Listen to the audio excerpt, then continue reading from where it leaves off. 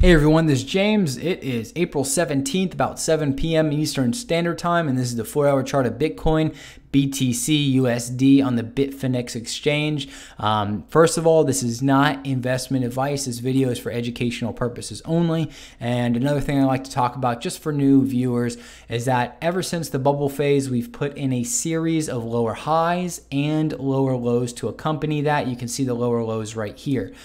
Basically, what that shows you is that sellers are in control of the market, right? Every time there's a rally, it's been sold off, showing that there are more sellers than there are buyers. So, right, that's just like telling you the weather of what's currently happening. It does not necessarily mean that it's the end of Bitcoin, okay? It just shows you what the current environment is, and to show you that if you were to take a longer term position, that the short side is actually the best side, or has been.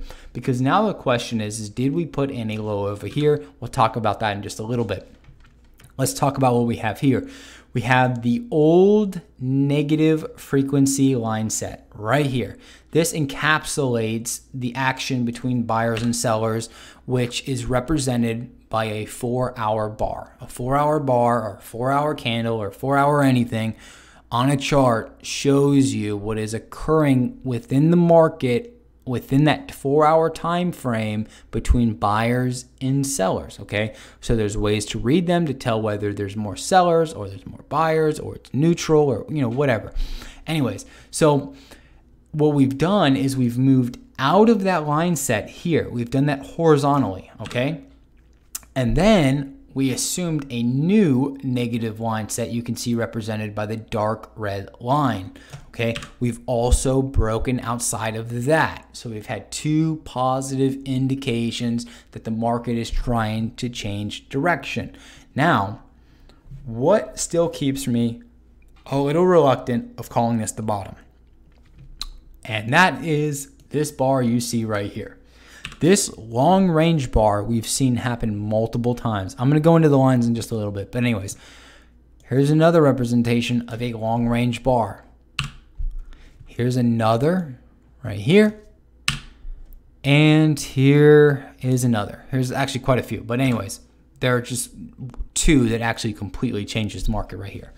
But look what happened after every single one of those. So I've talked about, it's like you put a pole in the sand and you build a house on it, and then you wonder why when just the wind blows, the house falls over and basically implodes on itself because the structure underneath is just one pole. There's no base formation. Now, this is the first time that we've seen a base formation before a long range bar, okay? We built up a lot of energy in this area, a lot of energy. We've gone 2 times the distance upward and now have started to kind of fail out. Now, in my prior videos, I've called for a correction. And I think it was even in the title of one of the videos or maybe 2 of the videos. I'd have to go back and double check. But anyways, that's not the point. The point is that we're now in the correction phase of this run. And the only thing that grows to the sky are trees. That's it, okay? So at some point, this market was going to correct. And that is normal for every single market out there. I don't care what you're trading. Anyways, so we've made our run. And now we've started to break down, okay? I set out my orange line, and I think it was yesterday's video I put this line out, cutting through the price action between buyers and sellers. Now, I visually see these lines, and I mark them out on my charts as I go along day by day. So sometimes I'll use them, sometimes I'll remove them, etc. But basically, that line is something I set myself, right? Through my own trading knowledge that, I've been doing this for like 10 years. So there's just certain things I see. I'll put lines out. You can see how price reacted to it. Price got rejected from it. That lets you know that price is going down. We have our purple line that is showing the selling pressure, okay? That's what these lines represent. At the end of the day, if you put a line out, it is showing you whether there are sellers in control of the market is neutral if it's perfectly horizontal, or if it's up, then obviously buyers are in control of the market. So these are your buyer lines, these are your seller lines. And that's the same thing you can see here. Negative frequency, what does that tell you? Sellers are in control. positive frequency. What does that tell you? Buyers are in control. We broke through the positive frequency line set and we're now moving down. What does that tell you? Sellers are in control of the market, okay? So that's where I'm getting my logical assumptions from on where I believe price is going to flow. And price is starting to flow downward, okay? So I talked about this in my prior video that if we were to pull back, we will test about the 7750 range or so, the 7700 range, okay? I'm not going to get hung up on the numbers. I do only trading based on lines. But anyways, right around that area, about 7750. If this gets taken out, then we will head down to about the 7600 level, maybe into the mid 7500 range, okay? If we hit this area and we sustain trading above this area and we have strength and buyers come back into this market, then the next logical path is up, okay? There's two things that are going to occur as we come back up. We are either going to stop short of 84.59, okay? This is the line. So if we come up and we stop short and we roll over due to selling pressure, what does that tell you? Sellers are in control of the market and the market is going to head downward and it's not going to be good for Bitcoin at all. Okay, and I can show you the proof of this right here. This happens in every single market. Does not matter what you're trading. You have a high. You have what I like to call a soft shoulder. It's a lower high. Then you can see the aftermath of what occurs when this happens in a market. Okay, here's the other. The high, the soft shoulder, and the aftermath. The last bar, that where we had a high, there was no reaction. We just immediately retraced the entire move. Now, if you saw me drawing that, you wonder about this area. This is something completely different. This is a coiling formation where you see price oscillating around. So if somebody just wondered why I didn't talk about that specific area, that's a coil formation. So anyways, that's what we see here. We're either going to come up and put in a lower high, a soft shoulder, like I like to call it, and then head back downward. If we do that, I definitely believe we are going to take out the 64.25 low and head much lower to retest that 6,000 low, okay? Now, if we come back up from this area and we break above 84.59, then we're going to head up to test the 9,200 level.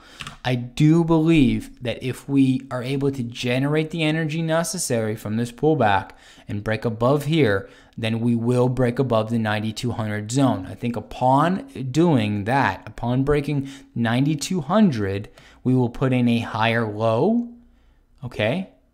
As long as we put in the higher low above 64.25, everything I'm going to say is going to still remain on the table. What is going to happen is then we are going to form the rounded bottom and the change of the market through higher highs and higher lows, showing a change in direction for the market, showing a bull market being ushered in possibly for the remaining portion of this year, okay? Now, those specific steps have to occur. Do not listen to the end of this and saying, oh, geez, he just said bull market. That's it. I'm going to just jump in this market, 100%, and that's it. It's going to the moon. No, there are specific things that have to occur in order for those areas to be hit, okay? It does not mean we're going to the moon. We have to have specific steps occur beforehand. If we head back downward, okay, and we start retracing deeper than 7,500, like if we start getting like 7,400, 7,300, that's it. It's game over. This is the high. There is no soft shoulder, and we are heading down. And if we do that, I definitely think we're taking this 64.25 out, okay? If we do not, so in summary, if we do not break 84.59, we're heading down. And I definitely believe that we will take out 64.25 on Bitcoin. And then thereafter, we will take out the 6,000 low. Now, my logical reasoning behind that, right? So that's a pretty bold claim, right? There are steps that have to happen before that happens, okay? Just like I talked about the upside, I'm talking about the downside. I'm very reluctant to call that area the bottom because of this long range bar, okay? I'm very, very reluctant to do so. The reason is the prior history I talked about earlier. Anyways, logical reasoning for going under 6, as you can see, there are lower highs, okay? Still a lower high, and there are lower lows. So logically, the continuation of the pattern is still on the table, meaning if we fail this area, logically, we are going to continue the pattern. Now, if we get halted, if we move down and get halted along this line, that completely negates that. And instead, what we have is a longer coiling formation. And we know how these coiling formations work for Bitcoin, especially when they are tilted slightly positive, what the pattern community calls a bear flag. You can obviously guess what would happen if we start to form a bear flag out like so in some weird shape. But anyways, you get what I'm trying to say there. So either way, I do not think it's going to be a good sign for future price action if we cannot take out this high and then we cannot take out the 9,200 high, okay? So that's it for tonight. I would highly suggest that if you're not already a member of my Slack community to join. It's absolutely free. I do post my YouTube videos there. So if you don't get a notification, you'll at least have kind of a fallback to that. But there's over 230 members in there. Everybody's extremely friendly. It's mainly cryptocurrency based. So if you have any questions or you're new to trading, it's just a great area to be. And like I said, everybody's friendly. You got people from all over the world coming together to help each other through their own analysis, their own opinions, their own charts.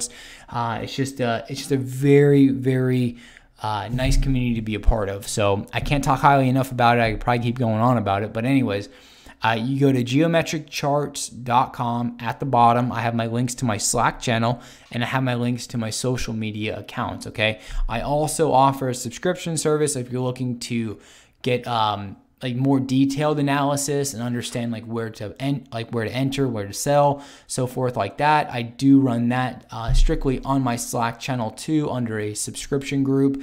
And the reason why I use Slack is due to the real-time data. Everything is extremely fluid and things change. So as the day progresses, I'll update with charts, videos, etc. And then all obviously where I see buy and sell entries. So you can learn more about that at geometriccharts.com. If you have any questions, you can always email me. You can always comment, etc. But anyways, that's it for tonight. I thank you for your support. I thank you for your time as well. I thank all my subscribers. I know my subscribing base keeps growing, and I'm very appreciative of it. And I can't thank you enough for your time and your support. So I do make these videos quite long. I know I can ramble on a little longer than I need to, but I really just want to drive my points home and really allow people to understand like why I'm logically thinking about something in the way that I do as best as I possibly can, right? I've never taught anybody any of this information. So if it does get a little weird or a little gray and you can't quite figure it out, just ask a question and I'll try to answer you when I have time available. If I don't answer you, just ask again on another video or tweet me or email me or whatever, and I'll try to get back to you as quick as I possibly can. Anyways, I will talk to everybody tomorrow.